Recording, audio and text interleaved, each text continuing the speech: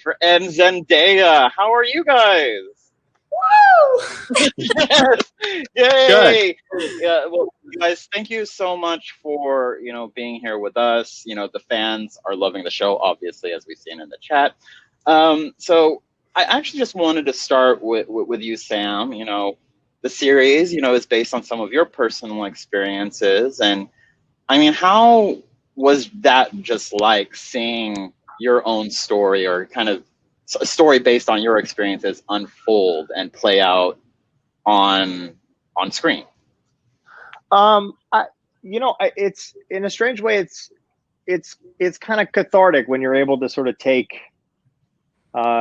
moments in your life that are, I don't know, were traumatic or hard or and find a way to give them away. And it's this kind of interesting process where even when we're shooting, it's sort of step by step. It's like, you can give it to an actor can then embody it. Then you see it, as a scene, then you cut it together. So it's this kind of slow distancing. And I don't know, there's something that's very sort of meaningful about it to me, just in the sense that what else are you going to do with all that kind of baggage and shit other than, as a, you gotta do something with it and turn it into something interesting, or give it to someone, to make it a little bit more relatable to other people or something. So, And then when casting the series, how did you go about doing that, and how important was it to have authenticity with these roles and make it as personal to you as possible with the people who are kind of playing this part in your, I guess, fictionalized life? Yeah, I mean, I think that the key to it always is whenever I write something, and then once I cast an actor, I always like to talk to that actor about their own life, about what parallels there. I'm trying not to look at the screen because I don't want to look at myself. It's horrifying. So I'm a little discombobulated. But anyway, but that aside, I always try to just sort of have those conversations about the character, about the actor's own life, and try to find the kind of common ground. And then I always go back and do a pass on the character to sort of bring it a little bit closer to who that actor is as an individual, because they think the more personal it becomes to them, the more kind of ownership they have over it, and at the same time, the more delicate they are with the character, and the more they protect that character and care for that character. And and I always think that's a really important thing, because it doesn't allow it to just be a job at that point. It takes on something that's a little bit more. And Zendaya, oh, this, a lot of people are used to seeing you in certain kinds of roles, of course, but this is outside something. It seems something we haven't seen you in this kind of role before. But what, speaking to what Sam just said, what drew you to the project, and what were your first thoughts when you were reading the character of Rue? I think the best way to kind of describe, I guess, the feeling of reading, reading the script, I think, is the same kind of like of watching it, or is just like this. I just instantly felt this connection to it. I don't like reading script. I've said this story like a million times, but I really find it tough, like getting through scripts. And I had been reading a lot of different things, and I just couldn't connect to them. I couldn't finish them. It was the first thing that I not only got through so fast, but I wanted to read more, and I was invested in every single character, not just Rue.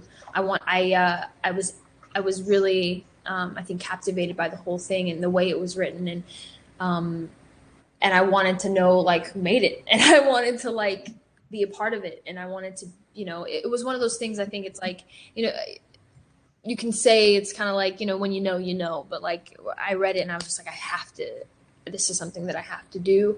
And, I met with Sam, and that was pretty much it. You know, I was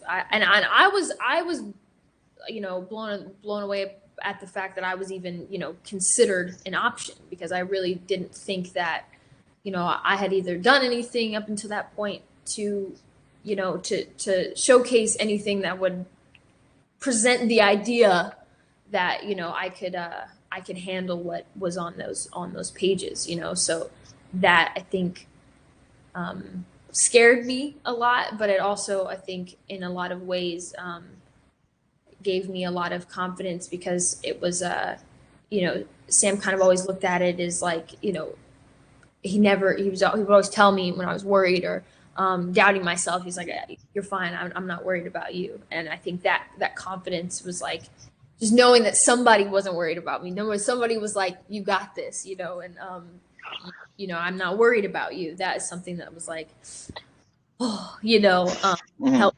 Yo, I was right. Well, Yeah. Thank you for being right and seeing something, because it's one of those things where it's like, inside you feel like you can do it, but you don't quite know yet if you can. You haven't done it yet. Yeah. I cared so much for Rue from the beginning. I felt so connected to her, whether it be like I don't know if she's like my little sister. I don't know what she is to me, but she's something and someone very close to me, and I care deeply about her. And so as she's making her decisions in life, I just,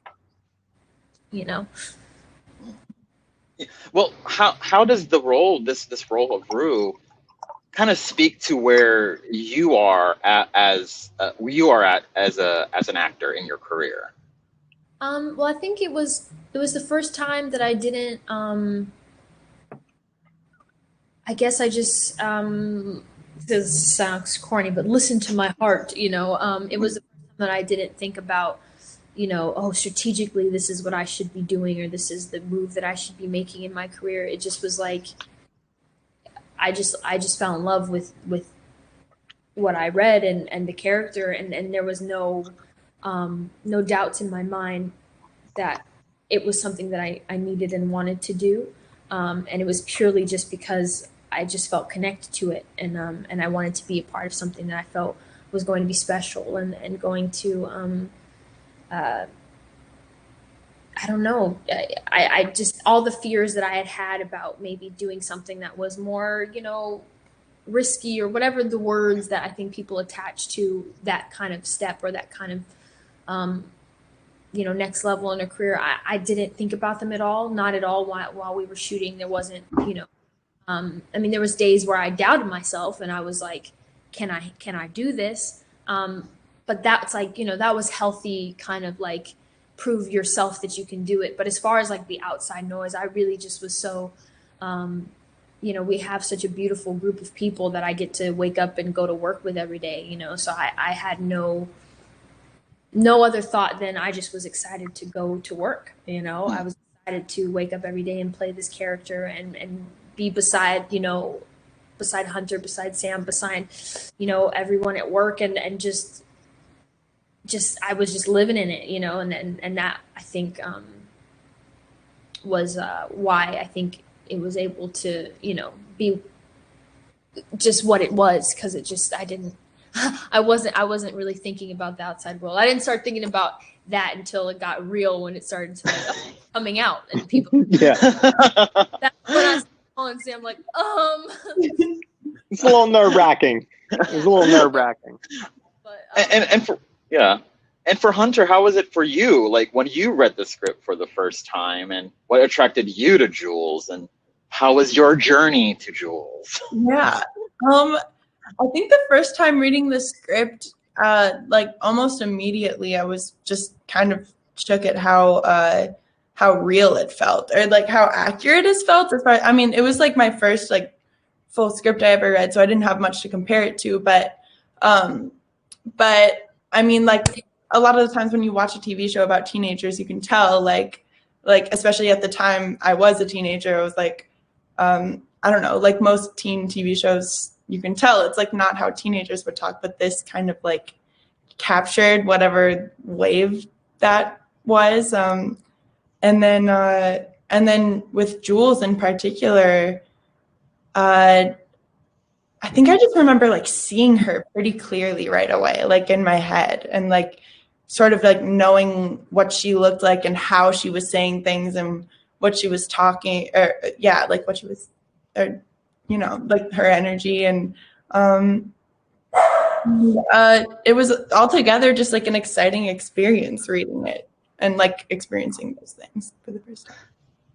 And Hunter, you are very much an advocate for the LGBTQ community, and now that you have a platform like Euphoria, how do you want that, and just even Jules' own story, or just the show in general, to further that advocacy? I mean, I don't know. Like doing the show never really felt like advocacy. I don't think that's why like we made this show, you know, and I don't think that's like why I took this character on or anything. It was more just like she happened to be a member of that community and whatnot, and like while I'm really honored that people have like found resonance with that and like maybe feel seen or something, it was more about just sort of like what Jules is going through, and like her being her moves her throughout the world in like a specific way that's like special and exciting to tell as a story, because I know I would have loved to see this, like if I was a part of it, you know? Mm-hmm. I think, you know, this question could be for anyone, if anyone wants to chime in. You know, we are living in this interesting time of storytelling where, you know, going back to what I was talking about to Hunter about authenticity, inclusive storytelling, and we talk about it a lot in Hollywood. And it's not even just inclusive in terms of, you know, race, LGBTQ, but just like even stories that we haven't heard, you know. And I think Euphoria touches on that. And again, if anyone wants to chime in here, you know, how do you think Euphoria kind of propels new kinds of storytelling from these stories that often go unheard, or this truthful kind of storytelling that sometimes Hollywood could gloss over and kind of make very sanitized and saccharine? It's well, I think that there's a couple components to it, right? We talk a lot about authenticity, and I think authenticity is important, but authenticity's you can achieve authenticity just by listening. I don't think it's the end all and be all. I think that part of what's key is to have a perspective about it, and to have a perspective as to who these characters are. And I think, for instance, like the question that that you guys were just talking about, it's really important that that it's not that we're looking at these characters from a human standpoint, and from a standpoint of empathy and understanding who they are inside of this world. And also, and I think that's ultimately what resonates more than anything else, is if we're approaching it with this if you're looking at the character and you're saying, this is a fully formed human being. She, you know, she can be this on the page, an actor comes, they bring more life to it, and it's just every step of the way you're breathing more and more life into a character. And until that character becomes a sort of living, breathing human being. I think that's kind of, I don't know, that's a perspective that I tend to think of it from, more so than just authenticity in a way, because it's also like there's emotional authenticity. I actually believe that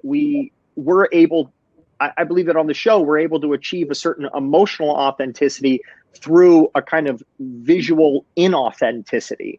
You know what I mean? We're using very specific lenses, our lighting, the way that we craft the scenes, the way that we tell the story achieves an emotional authenticity, but it's not necessarily authentic or real to everyone's experience, or even how the world looks, just, you know, in general. It's more of an impressionistic take on it. Mm-hmm, mm-hmm, mm-hmm. Zendaya, do you want to chime in? I also, obviously want to.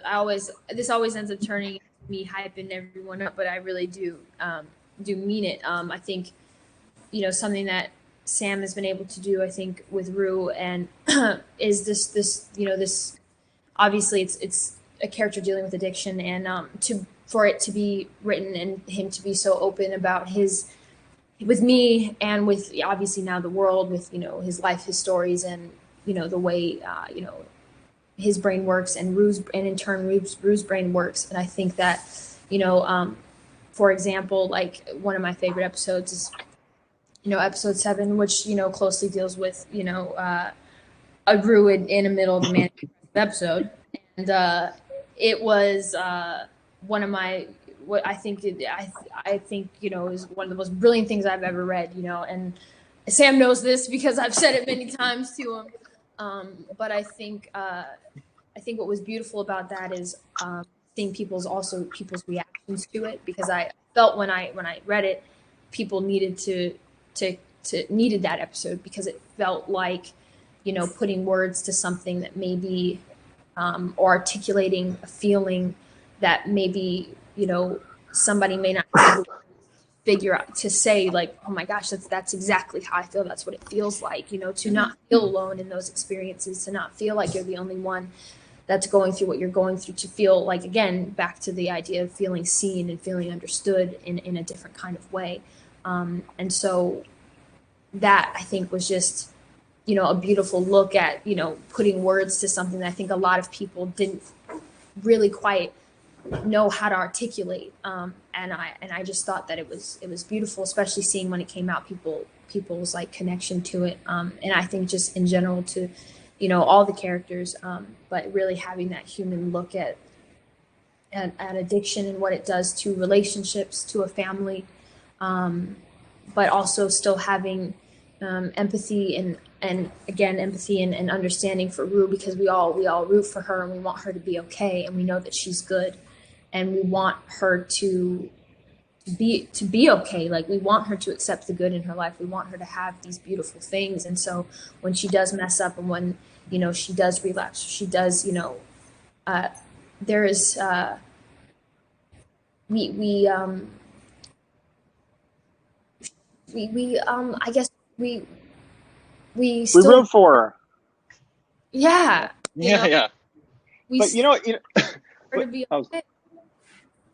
I was going to say, one of the interesting things about episode 7, and it was, and it's specific to television, and it's just in terms of it.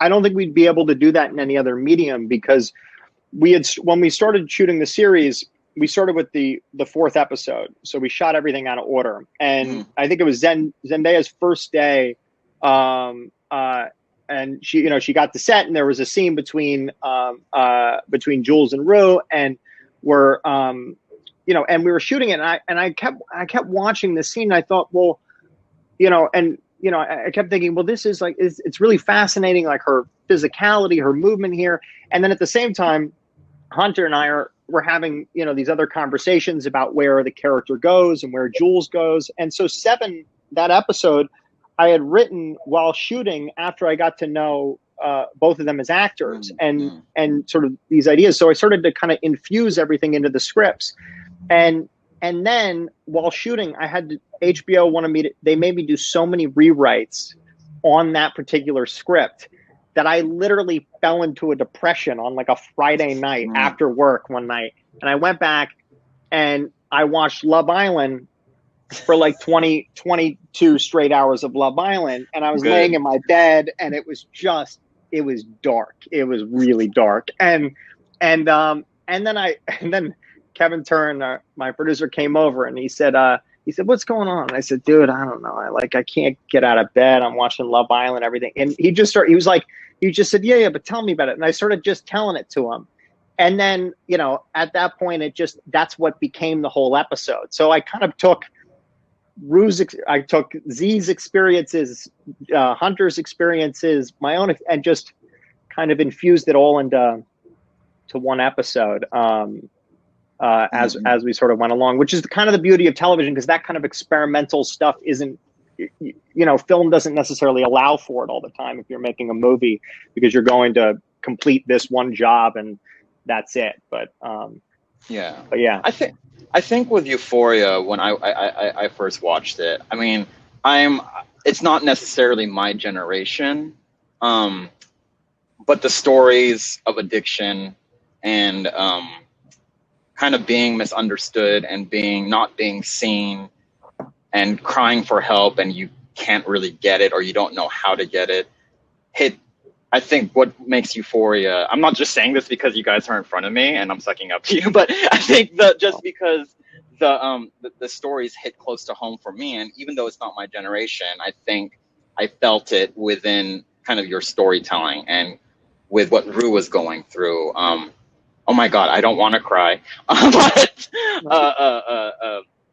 just because it does hit close to home for me generally. So let me move on from that before I start bawling. That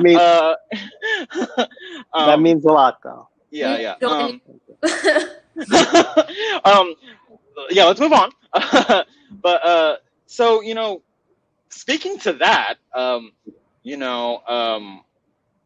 the what, and I think you guys mentioned this a little bit already, but what is some of the meaningful feedback you received about your character or the show in general? Are there any surprising stories or reactions that you have that kind of just caught you off guard? I guess you could start with Hunter. I'm trying to think of like a specific the girl you FaceTimed. Oh my God. That one too. Yeah, that was a big one. So Z was like out at some restaurant and this girl came up to her and she was like this adorable 13-year-old trans girl. And she like freaked out with Z, and then she asked Z to call me. And Z texted me and I was like, okay, yeah, sure. And then like so I hop on this FaceTime with this girl and she's like bawling her eyes out, like just like I don't know. It was just like so emotional. And I think like it's like I could see it in her, just the like it's such a special moment when you like recognize yourself on screen, especially when you haven't had that for a lot of people, and like I think she like convinced her dad to let her watch the show and like just like to be able to see herself in some way, and yeah, it was fucking. Oh wait, sorry. Oh no, you're fine. Yeah, that was a big one. Zendaya, you have any moments where people have come up to you about the show, about Rue? That was my favorite moment. And I was just lucky to be a part of making it happen. Because I was just like, I was like over there crying. I was at a high place. I was like, hold on, let me see if he's around. Hold on. Trying to get a hold of her. I was like, are you available? Can I just call you really quick? And then it was a beautiful moment that I just felt lucky to just facilitate. But yeah, I mean there's been overwhelmingly beautiful responses, I think, to people being able to connect to the characters, all of them in different ways. Again, feel seen, feel heard, feel validated in their experiences, which is, I just feel lucky to have been a part of just creating it, at all.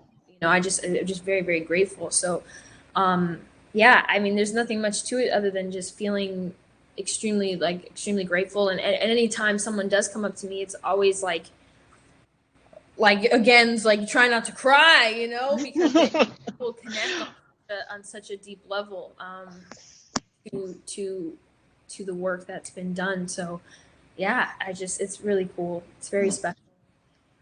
Sam, you want to add any anything there in terms of reactions, you know, just kind of what you've seen people take away from Euphoria? Yeah, I don't know. This is the kind of stuff that, this is the kind of stuff that gets me emotional when I think about it. Yeah, because, you know, it's just, I don't know. It's such, you know, it's, you know, life can be really tough, you know, and so for anyone that, you know, anytime I hear that anyone like relates to it on a really kind of deep level like that, or has some sort of, or shares some story about their own life, or, you know, it's incredibly moving because, you know, I don't know, at the end of the day, I guess it's not why I write. It's not why I direct, per se. But the fact that that's possible, that I can have a feeling and somehow work with such a wonderfully talented cast and crew and make something that's put on a screen that someone else relates to, and it opens up some sort of world inside of them, is like, you know, that's I don't know, that's fucking pretty cool. Yeah. So, you know. Yeah, I think at the end of the day, it's about connection and connection with stories, and no matter what outlet it's told in, I think, you know, it can happen. You know, I almost cried here. I'm sorry about that, guys. I'm just going to keep my eyes wide open so it doesn't happen. This is getting emotional. So, but before, you know, we have about a couple minutes left, you know, and, you know, season 2 is upon us. And, you know, I know, unfortunately, you know, things have put on hold for the time being, you know, and I hope things are raring to go. And I don't like saying that we're in this new normal. I like to say that we're in a temporary normal, and the new normal is going to be on the other side of this. But, you know, hopefully everyone will get back and healthy, and you guys will start filming again. But when that happens, and until that happens, what can you guys tease that will happen with Jules and Rue and this ragtag group of kids? Well, so a couple of things about that, which is, so I mean, look, we season 2, we were shut down on the, you know, like literally 2 days before we were supposed to start shooting.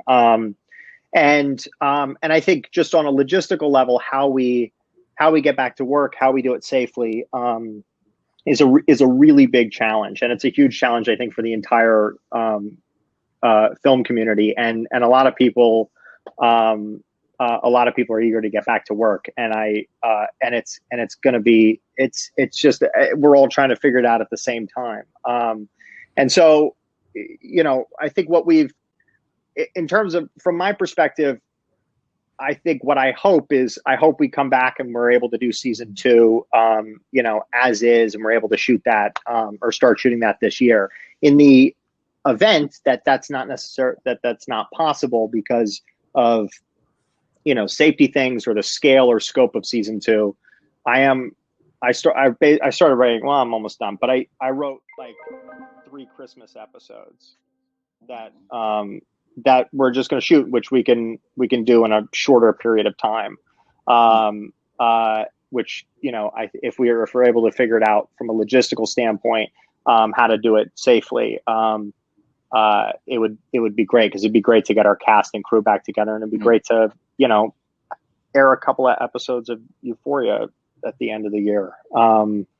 So that's, that would be amazing. So that would be fantastic. Or, you know, but yeah, there's a lot of exciting stuff that happens in season 2, and also these Christmas episodes. So that's just what I'm calling. It's like they're a little bridge season. I don't know what else to say about it. But I had to do something. So I just started writing. Well, you know, whatever happens, the future, there is a future for you. They're not going to be shot on Zoom. Don't worry. We're not shooting this shit on fucking Zoom. We're going to do something really cool that's cinematic and and exciting. But So but you yeah, heard so- it here first, though. yeah. No Zoom episode. Yeah. But we're out of time. Guys, thank you to Hunter, to Sam, to Zendaya, and your red sweaters, and and just for being here. And thanks to everyone watching. I hope you enjoyed this conversation, and we're looking forward to season 2 in whatever iteration it may be. But thank you guys so much. Season 2 is going to be season 2. Yeah. This is just something extra. Yeah. Yes. Oh, okay. Yeah. I'm not like I'm not changing anything. Okay, good. Yeah. With the extra. Okay. Well, we're looking forward to season 2. There you go. But thank you again so much for being here and joining us. And thank you guys for watching. Yeah, Thank you. Special. Thank you. Miss these guys, so it's nice to see them. I know it's nice to see your faces. Yeah. Yeah.